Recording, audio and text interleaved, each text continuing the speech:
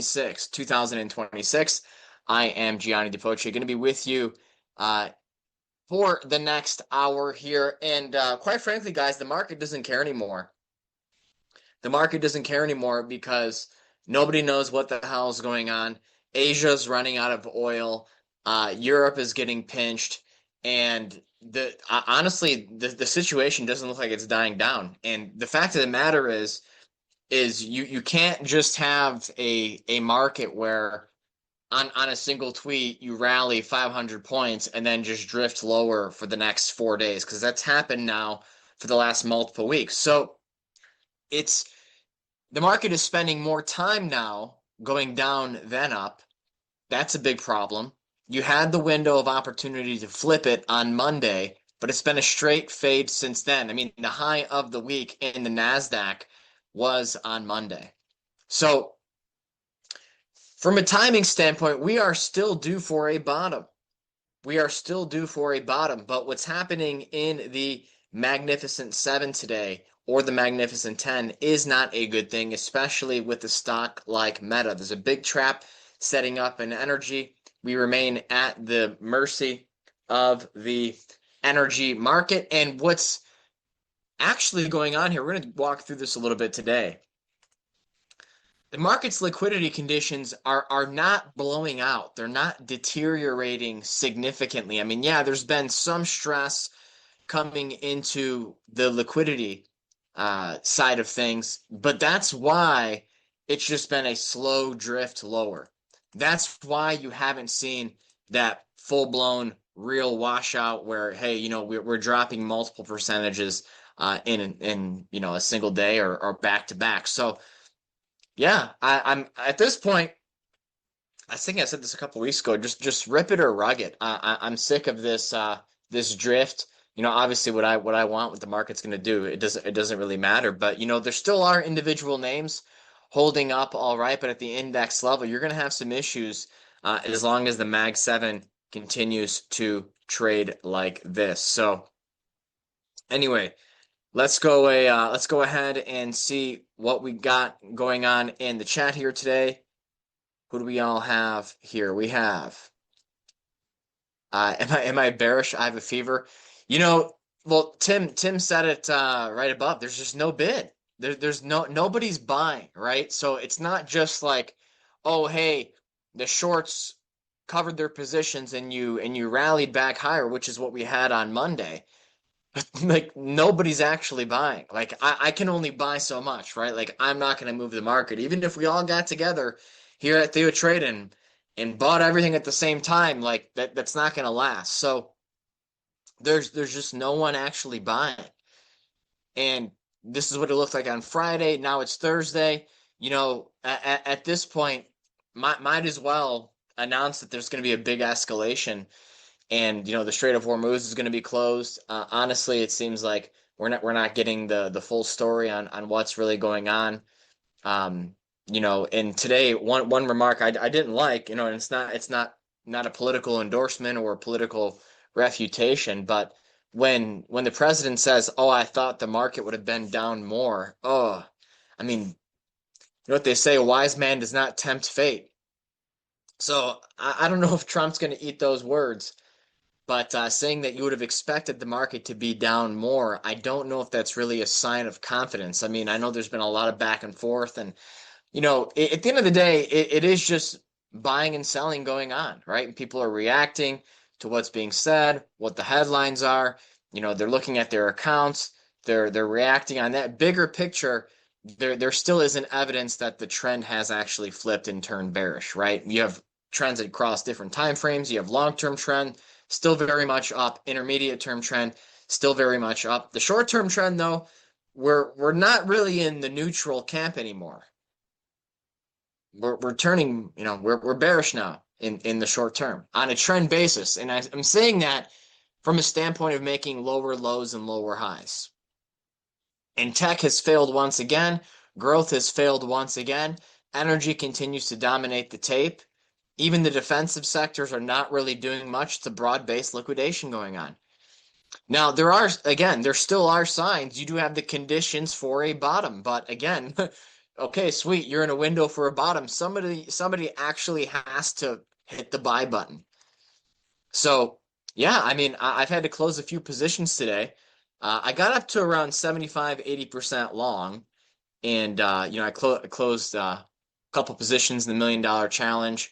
Have a little bit more cash there. Trinity Trade name's actually holding up pretty well in the grand scheme of things. But yeah, this is shaping up to be more and more of an environment where you just wait and okay, sell first and then see what happens and just be ready to flip on a dime. I am ready to flip on a dime and start getting long again.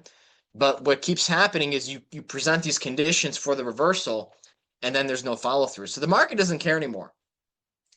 There's going to come a time where the market's going to stop buying into the idea that oh, hey, we can just put out a tweet or say a comment and everything's going to rally and come back. Like it works both ways. Like if you keep saying, oh, there's an escalation and this isn't going well and you expect a sell off, well, you can't keep saying like, oh, hey, everything's going to be awesome and then expect the market to go higher if you do it time and time again, but nothing actually changes.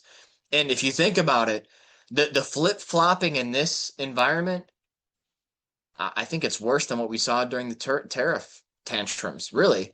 I mean, you had the Liberation Day announcements, stocks flush lower from there, and we kind of just let it drop for, a few weeks, and then you had that, that big 90-day pause thing, and everything started to go better from there. But, that was a couple weeks apart. This is like multiple times a day.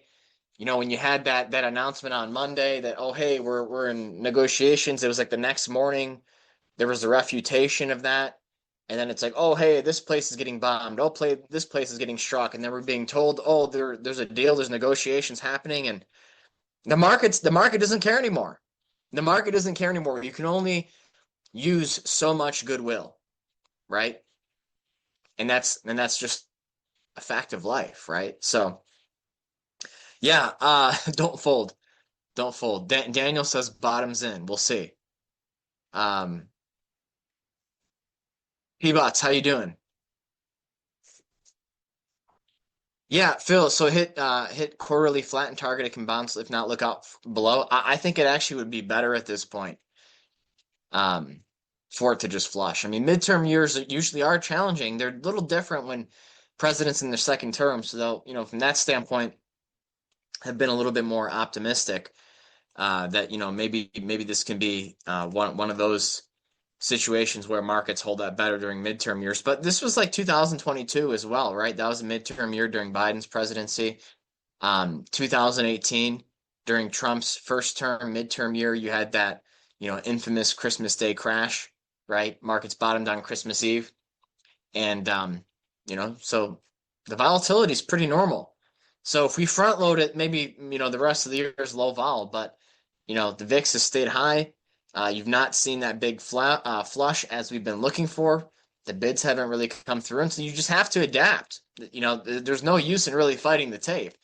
I was bearish in February. The conditions presented themselves this month for a reversal, and there's been consistent failure. So, what's the definition of insanity is doing the same thing over and over again and expecting a different result. So yes, I will be buying back at some point, getting aggressively long, but it's not working. That means the time's not ready. So Don Carlos, how you doing? Yeah, I'm with you, John Spears. Just get it over. Carlos, how you doing? Ken. No, yeah, okay. Rez is kidding. Okay. Frankie Bon Jovi D. Spring is here. It's actually warming up quite a bit here. It's a beautiful spring day. We're supposed to get hammered by some storms tonight. Actually had to take my dog Enzo to the vet. So Enzo's going to be 10 years old this year. My little Schnauzer trading partner.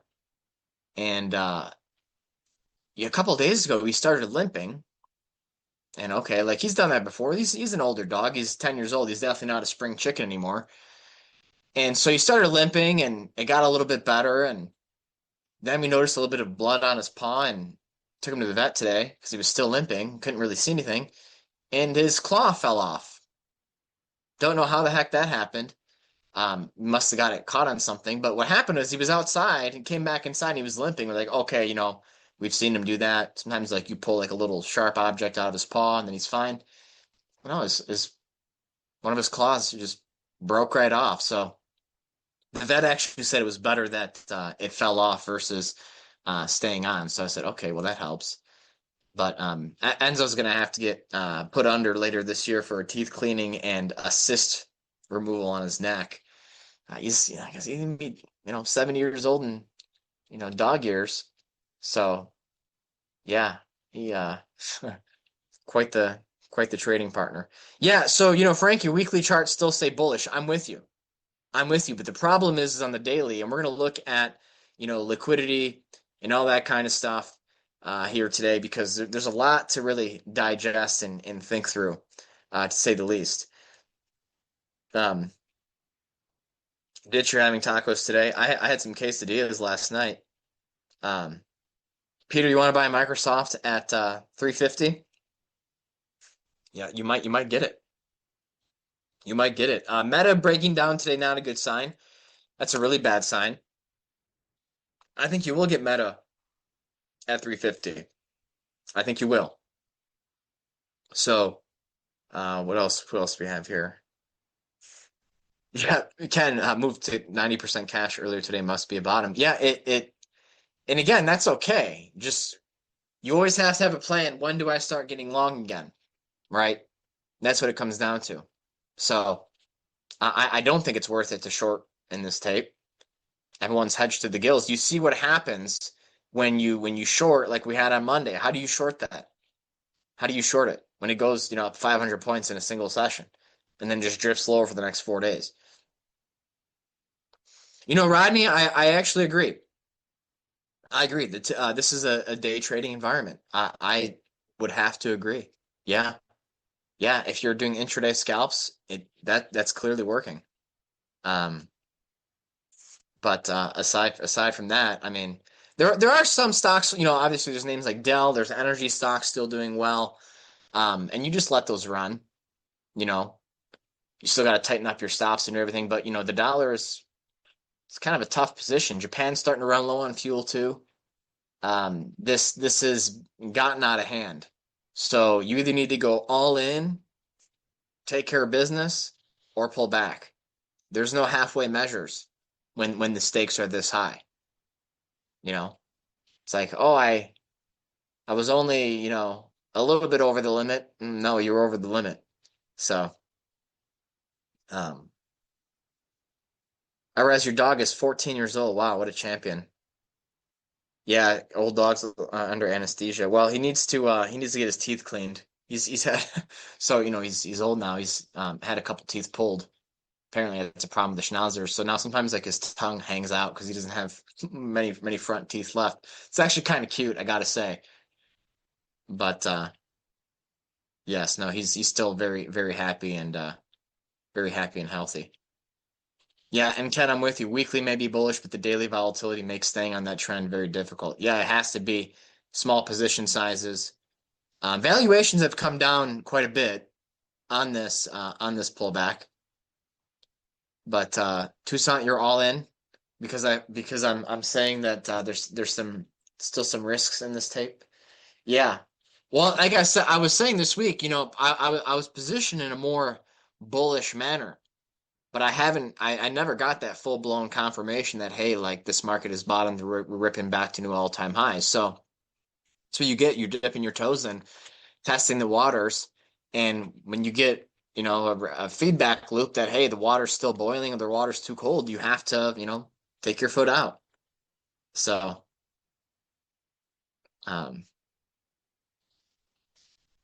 is it a Chiweenie? Ripped a nail off running in the yard with the Chihuahua? I'm not familiar with the Chiweenies, Eric. Yeah. Huh. Yeah, so what's crazy is that now my dog was limping for a couple days, and then as soon as the nail fell off, he was walking completely fine.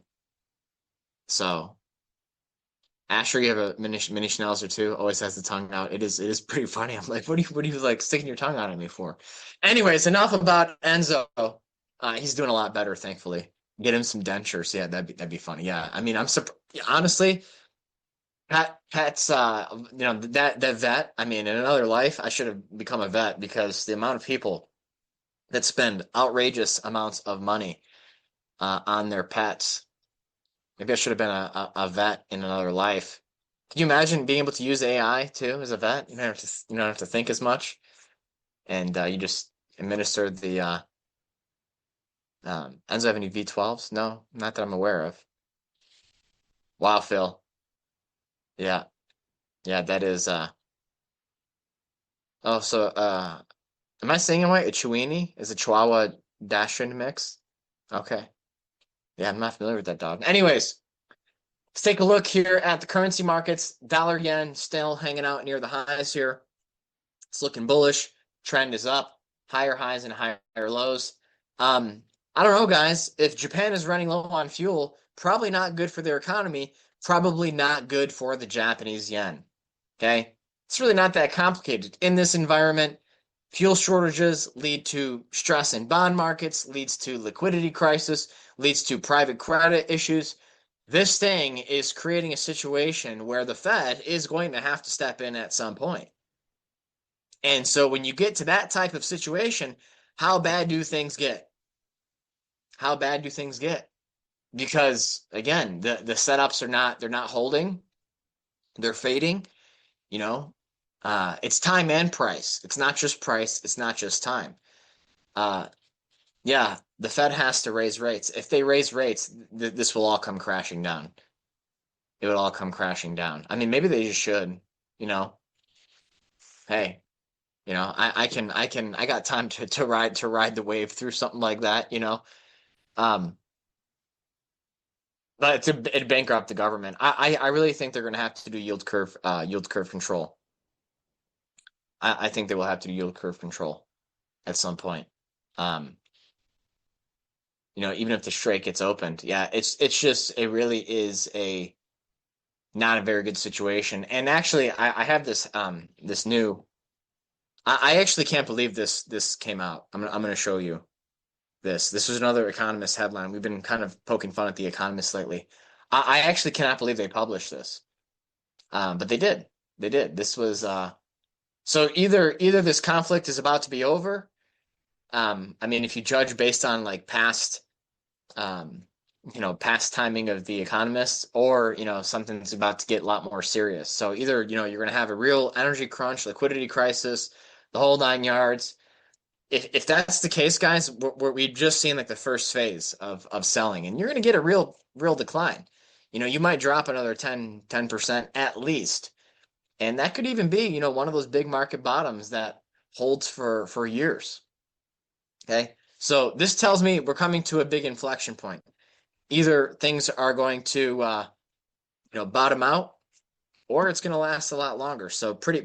I was actually my mouth was open when I saw that headline. But we look at that stuff for kind of to measure the sentiment, right? So we'll see what happens. Euro against the dollar. This is another problem that we have here too. Because money is coming into the U.S. because of fear, because of people being scared, right? There's wars going all over, and it's crazy. We're all talking about Iran, but let's not forget like the situation in Ukraine hasn't gone anywhere, right? So now we have multiple fronts. You know, I'm not a doomer. I'm not a doomer. I'm not a gloomer, but I do like my history, and when you get spread too thin, it's tough to manage it all. It's tough to manage it all. So we're going to see what's going to happen. Euro against the dollar, euro against the yen. Pretty quiet there. Not much happening. Bonds hammered, lower high here. Not good, not good. So right now, we are in a positive correlation mode between stocks and bonds. Okay, stocks and bonds. Why? Because we are in a secular inflationary environment. I don't care if crude oil prices drop 30 bucks from here. Okay, they're going to stay above 70 now. That's the new floor. And because of that, prices aren't coming down. They're not going to come down. We are never going back to pre-2020 prices. It's just like, we're never going back to prices from the 70s or the 80s or the 90s or the 2000s. Inflation bakes in and then it stays. That's what happens. The prices don't go down. In fact, if you do see prices go down, the Fed panics and prints a boatload of money. They don't want prices to go down ever, ever. They just don't want prices to go up too fast. Okay? That's what it comes down to. Prices go up too fast, it breaks. Prices drop, they freak out. So all they want is for prices to basically stay flat or go up a little bit at a time. Okay? So we now have a situation where bonds are correlated to stocks. And the reason why that is the case is because when you are in an inflationary environment and inflation accelerates, bonds get hammered, stocks get hammered. Stocks do well when inflation is slowing down. Bonds can also recover in that environment. When you have deflationary forces, bonds do very well under deflation. Why? Because the interest rate gets locked in. Okay?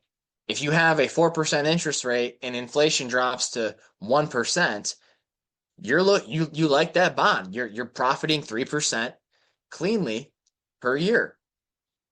Okay?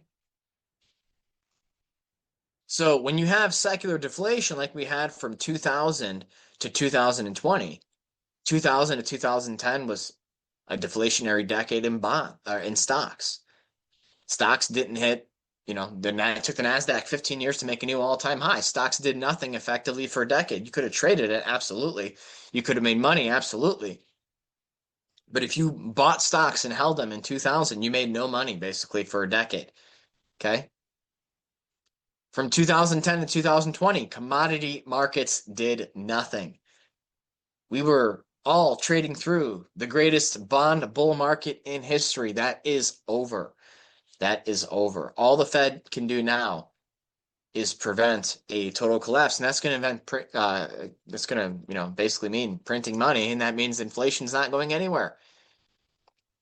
Everyone's going to become a trader. Everyone's going to become a speculator. Yeah.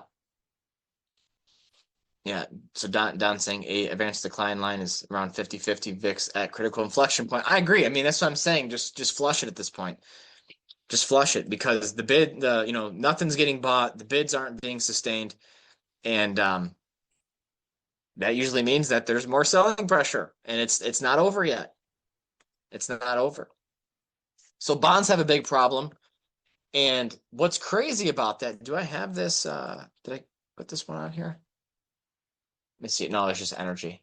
But believe it or not, you're actually seeing more countries buy U.S. bonds now. So like Japan increased their treasury holdings, kind of crazy.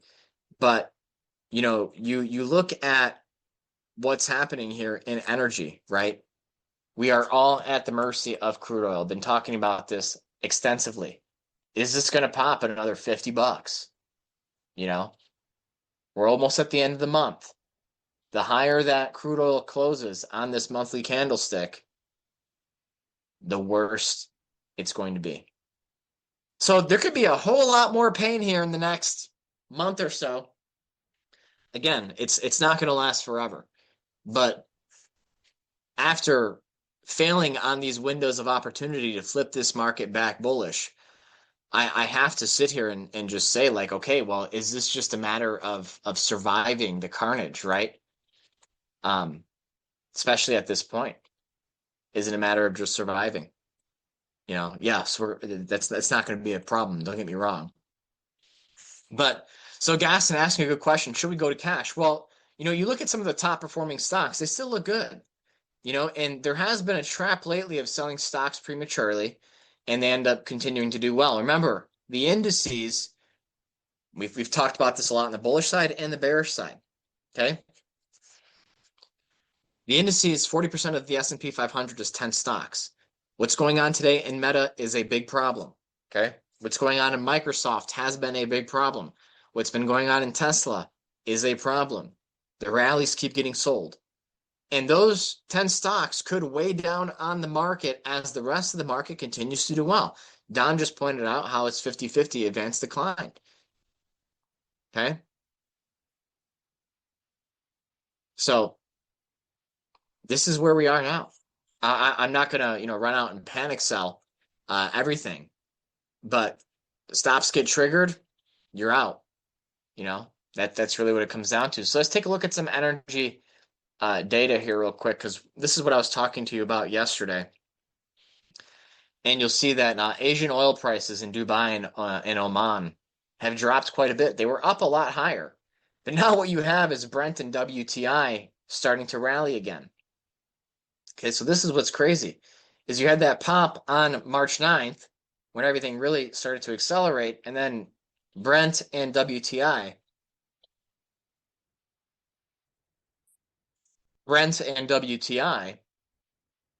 kind of tapered off. Well, Oman crude and Dubai crude did not. Now they are crashing and now we're bidding. So what is going on? At the same time, you're still seeing more and more shorts come into XLE. I don't understand that. Now, somebody's saying, "Oh, it worked in 2008 and everything crashed." Okay, well, I don't. This is not 2008, guys. It's not. We have inflation. We don't have deflation. Okay, we have inflation because prices are going up. Prices are going up. Okay, so that is a big problem. And let me jump back here over to Thinkorswim. Look at XLE dominating the tape once again, up another 2%. I still have some positions. They're not huge positions in stocks like Magnolia, EQT, the natural gas play. Had a great day yesterday. That's down today a little bit. Natural gas barely up, but you look at some of these big energy stocks, Chevron, Exxon, just clean trends. Just clean trends. Okay. So Rodney, I just typed it's a great time to buy stocks, and all my friends in the market did not go up. Yeah. So what do you do in this environment? This is looking more and more like 2022. And when we were talking about this, over the last month or so, we were saying, oh, there are some eerie similarities between now and 2022. But the big difference is that in 2022, the Fed was hiking aggressively. Okay. So now, though, you have inflation surging. I know some of you said the Fed needs to raise rates. I mean, that's what they should do. They can't, though. The government is broke, guys. The government is broke. I don't think I know you understand because we talk about it on a regular basis here. But if I was having a conversation with a regular person, I'd say you don't understand. The government is broke. So you want to jack up interest rates again? We never even finished lowering them. The Fed screwed up last year because of personal disputes, personal feuds. Guess what, guys? You study history, that is a hallmark characteristic of what goes on when empires are crumbling from within. We're not that special, guys. This has played out many times before. Okay. So this is what we're dealing with right now. Yeah, Mari, exactly. 1 trillion in interest alone. You want to raise interest rates on that? Okay. Guys, because what are you gonna imagine saying, hey, vote for me because I'm gonna cut Social Security and Medicare. Nobody would ever campaign on that, right? Hey, vote for me. We're gonna reduce the size of the military as we're in war. Not gonna happen. So what do you do? What do you do? Yield curve control. That's all they can do. That's what they did in World War II. What do you Rip in your special? What do I mean? You know what I mean. So currency devaluation is the only way forward. It's the only thing that they can do. It's the only thing that's going to happen. So that's what's happening in energy. We're all at the mercy of energy. You take a look at Brent. I mean, yeah, is this going to follow what metals did? I'm jumping ahead a little bit. That's probably what's going to happen. Okay, you're going to follow what gold and silver did. You had the parabolic run up, and then they basically, now they're getting demolished. Crude oil is probably do the same thing too. Demand destruction is a real thing. And it's been said that the cure for higher prices is higher prices. The cure for higher prices is higher prices.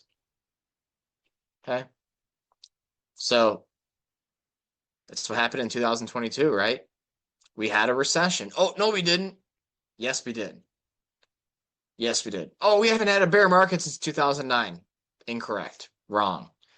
Wrong. By pretty much every definition of a bear market, we had one in 2022. Percentage-wise, duration-wise, the longest bear market since the global financial crisis. And now, guess what, guys?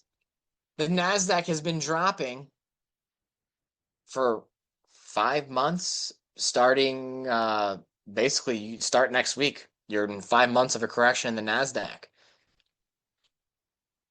And you've dropped 14, 15% now because QQQ made a new low. Nasdaq 100 NQ did not make a new low. So it's there. Do we go full bear market? Okay, fine. Let's go full bear market. Let's just know where we stand because we've been dancing in no man's land now for about 3 weeks. You know, what was a run-of-the-mill correction is now turning into something a lot more serious. And that's it. And that's it. So let's take a look at what's going on in stocks. Here you go, S&P at the lows of the day. Did you bounce a little bit? Yeah, but this is not bouncing. And you broke below this, 68.50. Measure from that, 66.70. Buck 20 lower on 60. So I'm looking 64.60. 64.60. Wow. Did I do my math right? 65.80. I guess you could just say 100 points. Okay, yeah, I didn't do that right. So 100 points, let's just say 64.80. So yeah, you're probably going to retest these lows. I mean, this pattern you just broke through on the 15-minute, that's not what you wanted to see, right? You needed to see this hold. The lows from Tuesday, you took them out to the bottom. You might even get a little bit of a pop here, but I mean, 64.80 looks like it's going to be retested on the S&P. Okay. So Nasdaq getting sold more. Okay, we didn't make a new low in NQ just yet, but it looks like it's coming. It looks like it's coming. The new closing low is what's the most devastating. And so now, do you have an inverted cup and handle on this chart? I've had this line drawn here for weeks. And okay, yeah, you traded below it on Monday. You bought back up above it. You were bid back above it. Now you're about to close below it. This is a massive signal, a massive signal. And I'm not going to come in here and just say, hey guys, I've been bullish the last few weeks. I'm going to fight this tape because I want to be right. No, I don't care about that. I really don't. I really don't. Okay. So this looks like a bigger breakdown. This looks like a bigger breakdown that is unfolding. So now, do you take the high from up here? I mean, 26,260, 20, let's actually do the math. So let's just say 24,000. That's pretty much where we were right here, right? 24,060. And then you subtract that from that highest close here at 26,268. 21,850. That is what the downside target would suggest if you're breaking down from this topping formation. Okay, so that's going to be a bear market, guys, because you drop down to 21,852 from 26,000. That's, I didn't get that right. Hang on one second here. So 21,852 minus 26, I should say 400. Okay, that's about so about 17% drop from that high, from the all-time high. So just short of a bear market, but you know what? Now you're making lower lows and lower highs. You're about to break below support here today. So if you do come back down to this level, which we did have these lines drawn before. Okay, so now we extend it. Now we see support and resistance. How important they are. Okay. If we're going to drop to this zone, I need to see liquidity blow out. I want to see spreads blow out. I want this to be dramatic. I want this to be awe, you know, awe-inspiring, shocking. Markets in turmoil from CNBC. Okay, we actually didn't get that last year.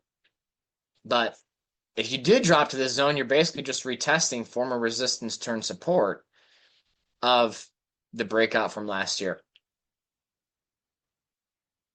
Incredible. So I'm getting ready for that. There's going to be stocks that hold up well. There's stocks that have bottomed, no doubt. The Dow, I mean, you're probably coming back down to test this low here around 43, 43.5, 44. Yeah, the Dow is a little bit closer to that. Wow. Yeah. Yeah, big problem. Big problem. Um,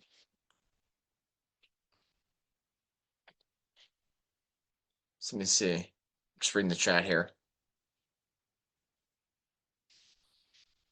Yeah, taco time. Yeah, we'll see. We'll see. But if there's not a taco by the end of the day, you know, not good. This isn't hardly convincing. Wow, you have the last thing you want to do is be bullish and just watch the 5 minute and the 15-minute chart, and every time there's a green candlestick, get excited. Okay? Drive yourself nuts. Not just that, the Mag 7, new lows. The Mag 10, new lows. That's really nasty in the Mag 10. Really nasty. The VIX, that's coiled up, guys. The VIX is gonna spike. That's what it's coiling. It's getting ready. It's getting ready. You know? And the big culprit today, Meta. Meta. This is bad. Bad. Not a good. This is a bearish breakaway gap. A bearish breakaway gap. So here's support. You gap down below support and you just continue to sell. So now Meta, 735, 590. Okay.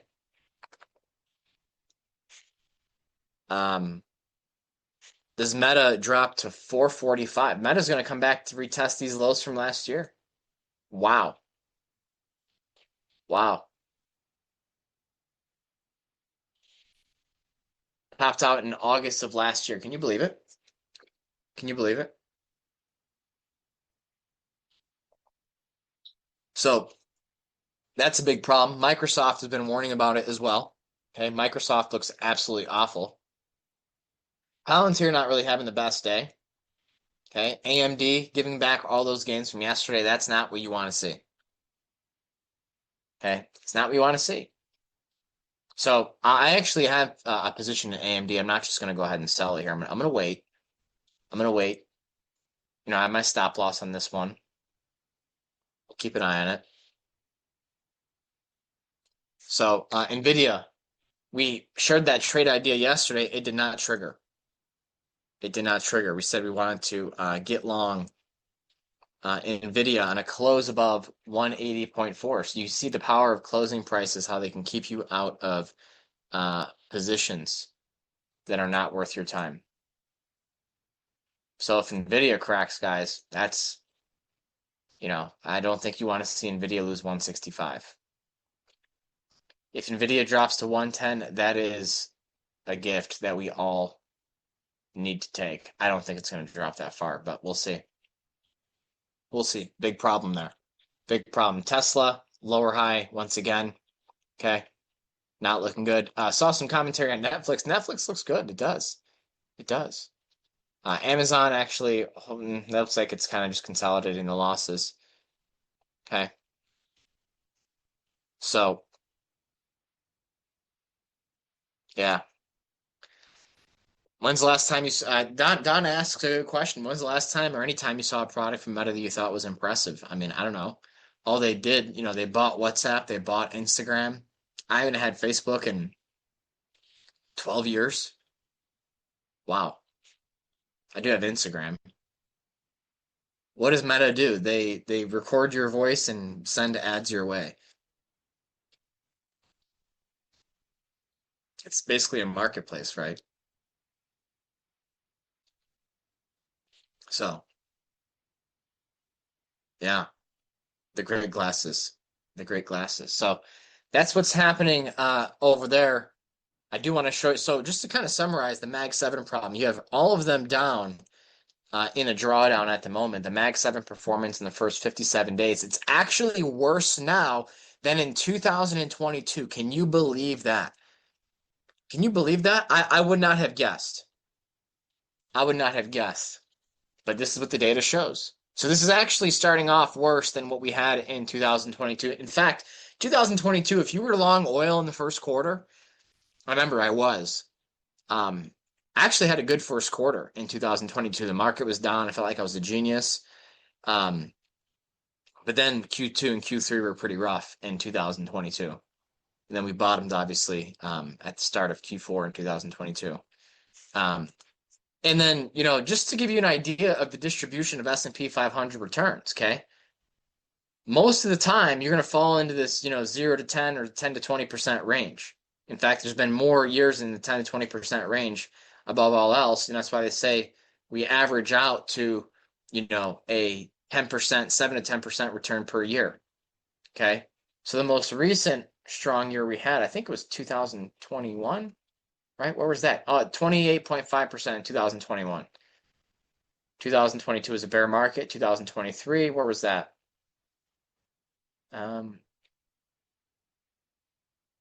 Last year was 17.9%, pretty normal. 2020, 18%. 2023, where is that one? I don't see it. Well, it's okay. 2019 was 31%. Wow, look at some of these years in the 50s and the 30s. Wow. So we haven't had a year like that in over a century. Or no, I should say now I misspoke there, about a half a century since we've had a 50 or 40% plus year. Isn't that crazy? So understand the distribution of returns. I'm trying to find 2023 and 2024, but I don't see it. Oh, here it is, 2024, 25%. And here we go, 2023, 24, 26%. There we are. Okay. So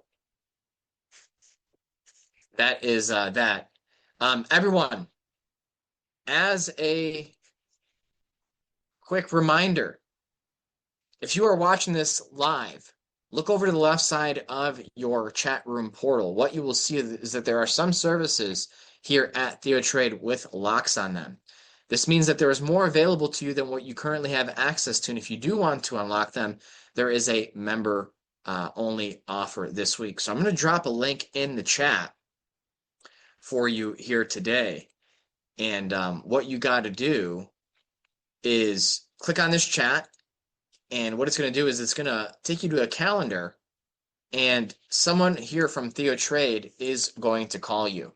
Of course, you can also give us a call yourself at 623-462-1005. But if you want us to call you, click this link that I just put in the chat.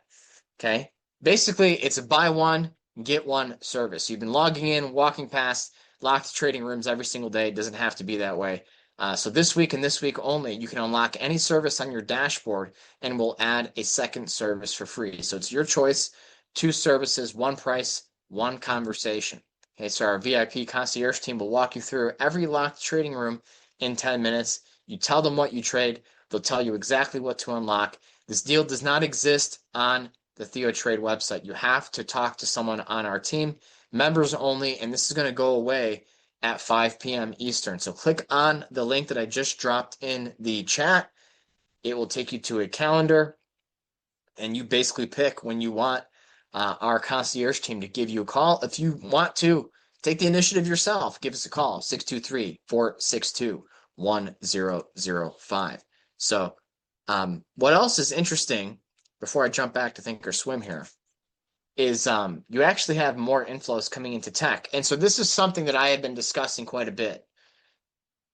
Don't be distracted by energy right now. The opportunity on the long side, if you want to be bullish, is in tech. That's why you got stocks like Dell going crazy. Okay, there's a lot of semiconductor names, ARM, Marvel, all these chip stocks, they're going higher.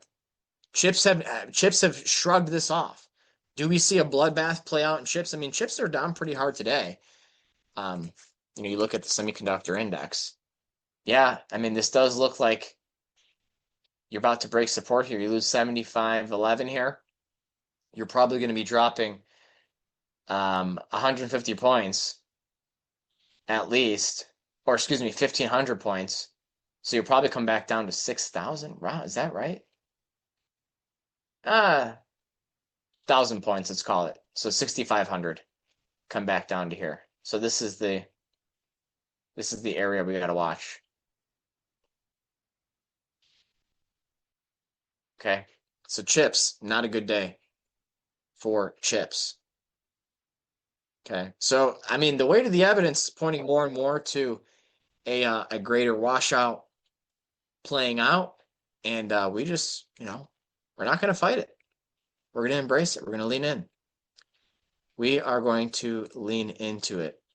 So I'm just looking at the portfolio here real quick.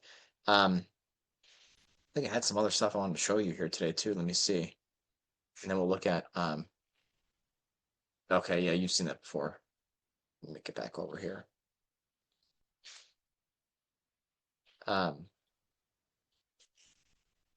I want to show you liquidity. Here it is. So here's what's crazy about this whole market environment. Okay. Credit spreads. We have them up again here. Corporate bonds versus treasuries. This bottomed last week and it's going higher. It's down a little bit today, but you haven't seen this crash. So if this is going to lead to a bloodbath over the weekend, okay, you'll see this drop really hard tomorrow. Okay, if we're going to come back on Monday and everything's going to gap down, and maybe it's one of those things where we just collapse into, what is next Friday the market holiday? Markets are closed for Good Friday. Maybe we just get hammered into Good Friday and then we have good news over the long weekend. I mean, that does happen. That does happen. Okay. So, yeah, no, this is again coming from someone that was discussing the setups for a low. Today's really not good for that thesis. It's not good. And again, I'm not just going to hold on to it because it makes me feel good and I want to say, hey guys, look what I said. Very, very nasty price action.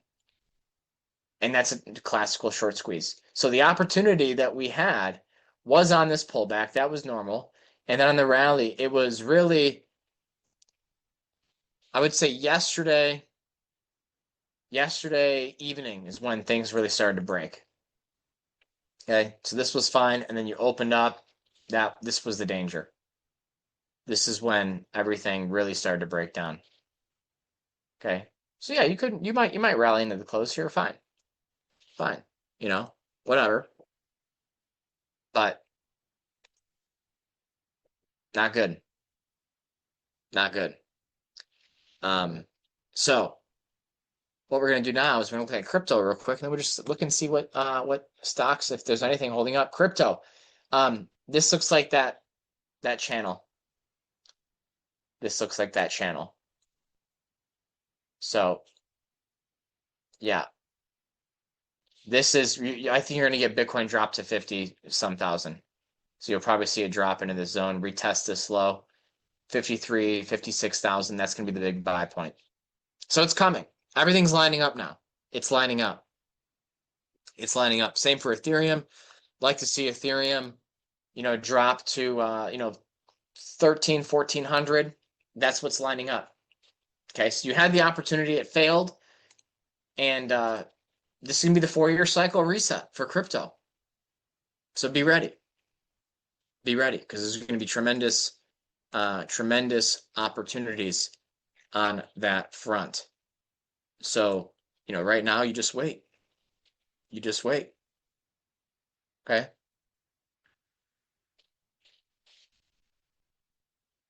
So,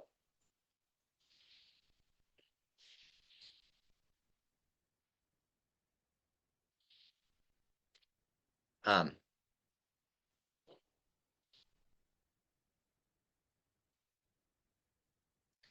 okay, let's take a look at a few stocks that we have on the move here. Okay. Araska, I think this is a healthcare name. Okay. By the way, the names that we've been trading in this room, Seagon up again today, Eton holding up all right. We'll let them ride. We'll let them ride. There's no need to make any changes on those. They're fine. And then NVIDIA never triggered, so that's what we were looking at. You grow. Consumer non. Oh, come on. You grow. Urban grow.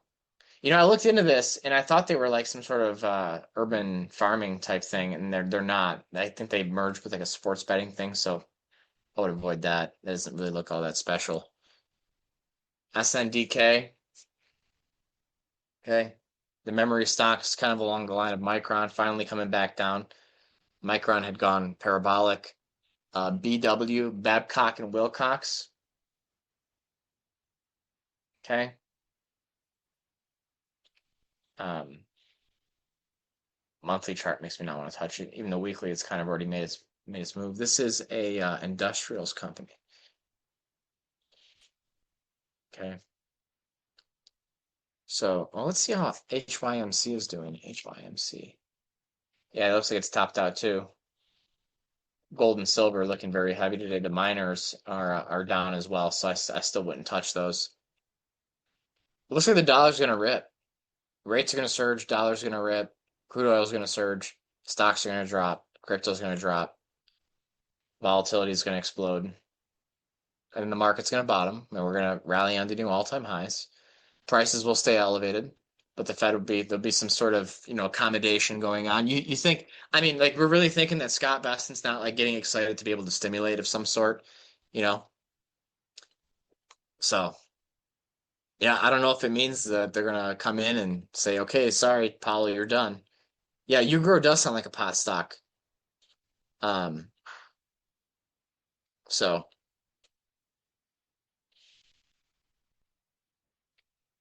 let me see here. The Speaking of pot stocks, yeah, what a terrible. I'm surprised these companies. I don't know how they're still in business. Um, but they are. They've not made money in ever, I guess. All right, what else we have here? Where's my list? There it is. Okay. Orca. We traded that earlier in the year. That continues to go a higher healthcare name. Tyra, that looks good. So there's, these are all stocks in the terminal that are looking good. APA, energy stock. Tower Semiconductor, that's coming down a little bit. Planet Labs, this one had a nice pop, nice move to the upside. Enliven, we looked at that recently. It continues to rip. We looked at that yesterday. You did have an entry on that earlier this week, but now this one's left the station. It has left the station. More and more energy names. So energy definitely has asserted itself. I'm actually just going to zoom in on those. We'll look at some of the energy stocks here.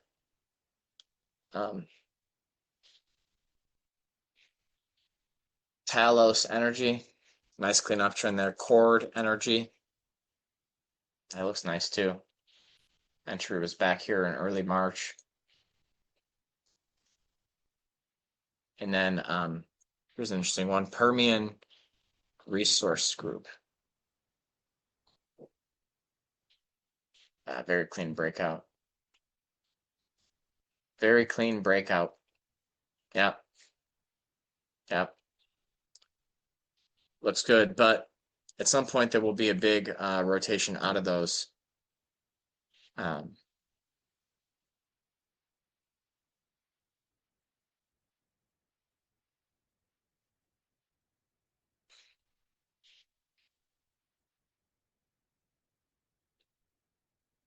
Okay. What else do we have here? How about Uncle Warren's Occidental Petroleum? Is he finally making money again? Yeah, I think so. Well, no, actually, I think he did most of his buying like back here. Wow, incredible, incredible.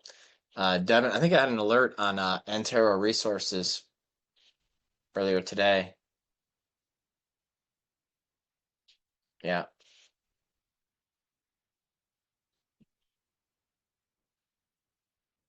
356 probably. So energy's move is not over. Yeah, these stocks look really good. Antero Resources, Matador. Wow. These are all stocks that I traded back in 2022. It's crazy to see them back here.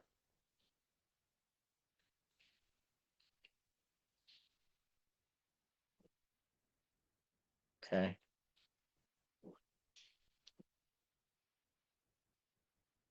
Oh, clean it up. Clean it up.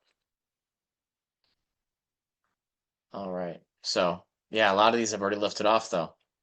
They've already lifted off. Meanwhile, tech breaking down again. Oh, another great tech reset is in the works. VIX. A couple minutes left here before I turn it over to Blake. Coming back a little bit.